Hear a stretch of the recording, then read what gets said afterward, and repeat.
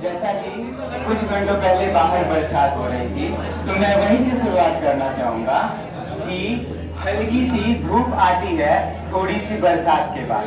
हल्की सी धूप आती है थोड़ी सी बरसात के बाद। मुबारक हो आपको 78वां स्वतंत्रता दिवस। हार्दिक शुभकामनाओं के साथ। आदरणीय शिक्षकगण, दूर दराज से आए सभी मित्रगण, अभिभावकगण एवं मेरे प्यारे भाइयों और बहनों, आप सभी को मेरा प्रातः वंदन। वैसे तो अपने इतिहास का चर्चा हम हर वर्ष कर लेते हैं, अपने इतिहास की गाथाएं हम हर किसी के मुख से सुन लेते हैं, किताबों में पढ़ लेते हैं, लेकिन आज ये आनंद आपको अपने वर्तमान से वाकिफ कराना चाहेगा। इस भारत देश की वर्तमान की एक झलक दिखाना चाहेगा। नमस्कार, मेरा नाम आनंद कुमार पंडित है। मैं वर्ग 12वीं का छात्र हूँ और स्वतंत्रता दिवस के इस पावन अवसर पर विद्यापीठ के द्वारा मुझे कुछ कहने अथवा सुनने का मौका दिया गया, इसके लिए शिक्षक गणों को बहुत बहुत धन्यवाद। हमारा भारत देश आज अपनी आजादी का 78वां स्वतंत्रता दिवस मना रहा है। सत्यम शिवम सुंदरम, ये पंक्तियां हमें याद दिलाती हैं कि हमारा देश कितना महान है और कितना गौरव से भरा है। हमारे देश की भाषा, संस्कृति, यहाँ की परंपरा हमें एक अनोखी पहचान देती है और इस अनोखी पहचान को पाने के लिए न जाने हमें कितना संघर्ष करना पड़ा है, न जाने कितने वीर सेनानियों ने अपने बलिदान दिया है, तब जाके हमें ये स्वतंत्रता मिली है। और इसी स्वतंत्रता को समर्पित करते हुए और उन वीर जवानों को समर्पित करते हुए मैं कहना चाहूंगा कि आजादी की कभी शाम नहीं होने देंगे, शहीदों की कुर्बानी कभी बदनाम नहीं होने देंगे। बची हुई एक बूंद भी लहू की अगर तब तक भारत माता का आंचल नीलाम नहीं होने देंगे। स्वतंत्रता हर एक मनुष्य का जन्मसिद्ध अधिकार होता है। देश का हर एक नागरिक चाहता है कि मैं स्वतंत्र रहूं, लेकिन वर्तमान में हमारा देश स्वतंत्र होते हुए भी पराधीनता की बेड़ियों में जकड़ा हुआ है। आपको पता होना चाहिए कि भारत देश में आज वर्तमान स्थिति ऐसी हो चुकी है, यहाँ बड़े बड़े धार्मिक स्थल, बड़े बड़े धार्मिक मंदिरों का निर्माण राजनीतिक क्षेत्रों में मतों को व्यापार करने के उद्देश्य से किया जा रहा है। हाल ही में ओलंपिक 2024 ऑर्गेनाइज किया गया था। टीवी पर देख रहे हर एक माता पिता चाह रहे थे कि हमारा देश जो है ओलंपिक मेडल लाए, लेकिन कोई माता पिता ये नहीं चाहता है कि मेरा बच्चा खेले। बस एक ही उम्मीद लगाई है, बेटा तुम सरकारी नौकरी करो, यूपीएससी करो, जेई करो, नीट करो। लेकिन मैं आपको बता दूं कि हमारा देश जिस गर्त की ओर जा रहा है उसका अनुमान हम नहीं लगा सकते हैं। आज इस देश की जनसंख्या 1.5 लाख करोड़ हो चुकी है, लेकिन आज भी ये देश एक विकासशील देश है। आज भी ये देश विकसित नहीं हो चुका है, क्योंकि यहाँ के लोग नफरतों में डूबे रहते हैं, एक दूसरे से नफरत, हीन की भावना रखते हैं। तो उनके लिए कहना चाहूंगा कि नफरत बुरी है यार, न पालो इसे। नफरत बुरी है यार, न पालो इसे। दिल में खालिश है तो निकालो इसे। न तेरा न मेरा न इसका और न ही उसका, ये वतन सबका है जनाब, संभालो इसे। और अगर फिर भी न संभाल पाए तो आगे सुनो। कभी कड़कती ठंड में ठिठुर कर देख लेना, कभी तपती धूप में जल कर देख लेना, कैसे होती है हिफाजत मुल्क की, कभी सड़क पे चल के देख लेना। हाँ, अगर नहीं जा सके सड़क पे तो कभी समय मिले तो इस PW विद्यापीठ के बाहर पटना की सड़कों और चौराहों पर तैनात उस पुलिस के जवान से पूछ लेना।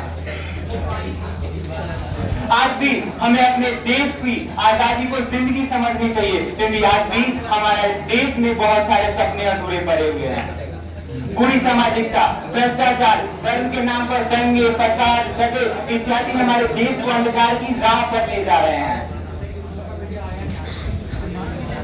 न्याय की बात करते हैं हम, लेकिन क्या हमारा लोकतंत्र मजबूत है या फिर किसी ताकत के हाथ में जकड़ा हुआ है हमारा आवाज, इस जनता का आवाज? आज हमारा भारत देश स्वतंत्रता के नाम पर दुष्कर्म की राह पर चल रहा है। इस देश में स्वतंत्रता के नाम पर दुष्कर्म हो रहा है, और बात केवल दुष्कर्म की नहीं है। आपको पता होना चाहिए दुष्कर्म करने के तत्पश्चात किसी के 25, किसी के 75 तो किसी के 105 टुकड़े किए जा रहे हैं। और आपको बता दो, इस देश देश में बात केवल यहीं तक नहीं रुकती है। किसी को रेफ्रिजरेटर में, किसी को कुकर में उबाला जाता है, तो किसी को दरिंदे जानवरों के बीच छोड़ दिया जा रहा है। और आज के देश की स्थिति ऐसी हो चुकी है कि यहाँ की महिलाएं और पुरुषों की बात तो छोड़ो, बच्चे बच्चियां जानवर यहाँ तक कि नवजात शिशु भी सुरक्षित महसूस नहीं कर रहा है। बस आप मिलकर इस देश की तकदीर को बदलते हैं, एक सजीव लोकतंत्र का निर्माण करते हैं।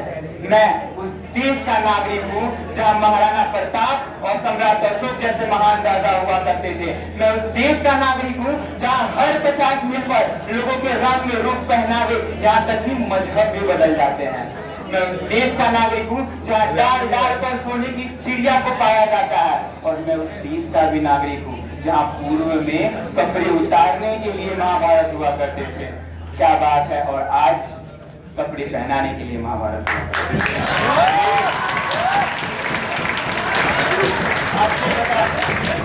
आपको बता दूं कि ये वही देश है और मैं उसी देश का नागरिक हूँ जिसे अपने भूगोल से पूरे ब्रह्मांड के भूगोल का ज्ञात हुआ था।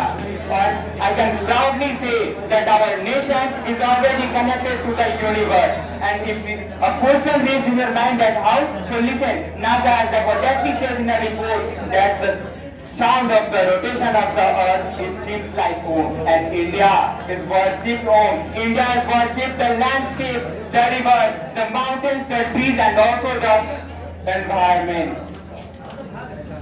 And this is said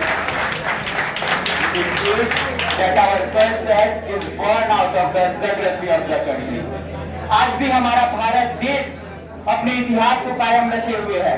आज ये वही भारत देश है जिसने दिल्ली और नई दिल्ली के रूप में संपूर्ण हस्तिनापुर और इंद्रप्रस्थ के इतिहासों को समेटे हुए है।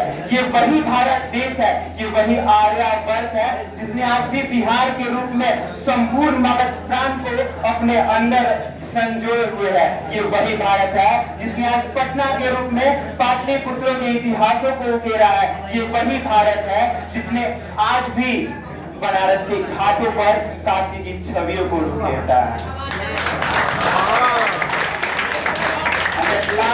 मैं कहूंगा कि हम सभी धर्म के नाम पर लेते हैं, तो ध्यान से सुनना कि हिंदू से नफरत करो ये कुरान नहीं कहता, कि हिंदू से नफरत करो ये कुरान नहीं कहता, भारत की मस्जिदें तोड़ो ये श्री राम नहीं कहता।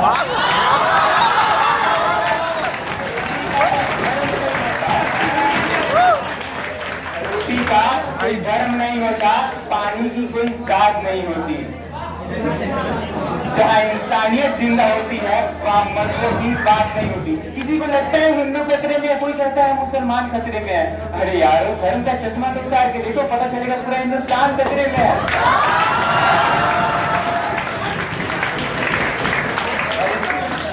और इस मंच को छोड़ने से पहले एक बात कहना चाहूंगा जो मैंने बहुत सोच विचार कर इस देश के लिए लिखा है। आज मैं आप सबों के समक्ष इस तिरंगे की खूबसूरती को देखते हुए कहना चाहूंगा कि ऐ मेरे भारत देश, कि ऐ मेरे भारत देश, ये जो तुम इतने प्यारे हो, पता नहीं कितनी सुंदर सुंदर संस्कृति और सभ्यताओं को समा रहे हो।